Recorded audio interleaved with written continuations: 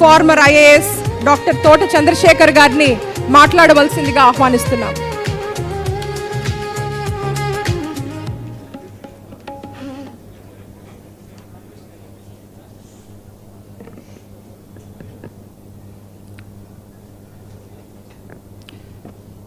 నమస్కారం. ఈ ఉగాది వేడుక సందర్భంగా వేదికను అలంకరించిన గౌరవ అతిథులందరికీ, సత్కారమూర్తులకి, ఇక్కడ విచ్చేసిన మహనీయులందరికీ, మీడియా మిత్రులకి, స్నేహితులకి నా హృదయపూర్వక స్వాగతం, సాదర అభివందనం.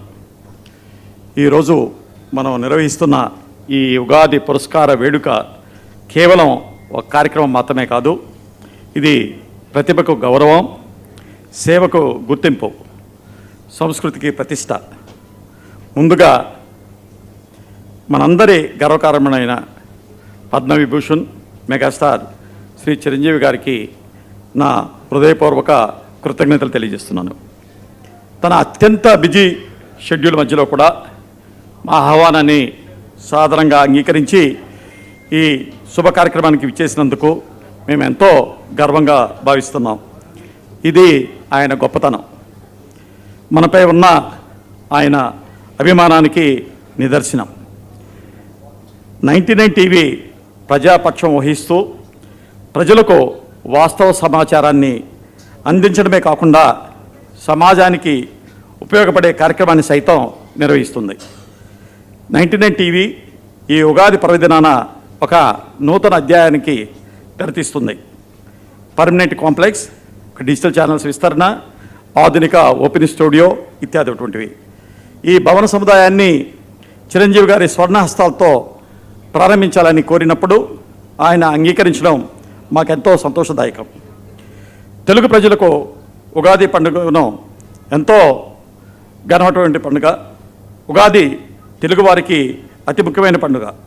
అలాంటి ఘనమైన రోజున 99 టీవీ పలు రంగాల్లో విశిష్ట సేవలు అందించిన ప్రముఖులకు ఉగాది పురస్కారాలను అందిస్తుంది.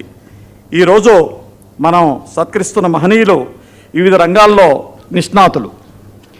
న్యాయ వ్యవస్థ, ఆధ్యాత్మికం, పరిపాలన, సినిమా, సాహిత్యం, సంస్కృతి, సంగీతం, నృత్యం, వైద్యం, విద్య, సామాజిక సేవ, వ్యాపారం, ఇలా అన్ని రంగాల్లోనూ అద్భుతమైన సేవలు అందించిన వారే వీరు.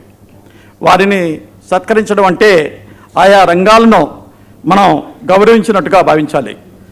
జర్నలిజంలో ఖచ్చితంగా ఇది ఒక సత్సంప్రాయంగా నిలుస్తుందని అనడంలో సందేహం లేదు. జర్నలిజం అంటే రాజకీయాలు మాత్రమే కాదు, జర్నలిజం అంటే సమాజాన్ని సంపూర్ణంగా ప్రతిబింబించడం. అందుకే 99 టీవీలో మేము 25 కీలక అంశాలకు ప్రాధాన్యతనిచ్చే డిజిటల్ ఛానల్స్ని కూడా ప్రారంభించాం.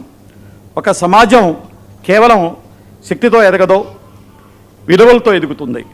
ఈరోజు మనం సత్కరిస్తున్న వారు అలాంటి విలువలకు ప్రతిరూపాలు.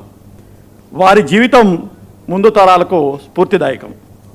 చిరంజీవి గారు కేవలం ఒక సినీ నటుడు కాదు, ఆయన కృషి, క్రమశిక్షణ, వినయం, సేవాభావం నిలువెత్తు వ్యక్తిత్వానికి నిదర్శనం. ఒక ఐఏఎస్ అధికారిగా నా అనుభవంలో నేను అనేక వ్యవస్థలను చూశాను.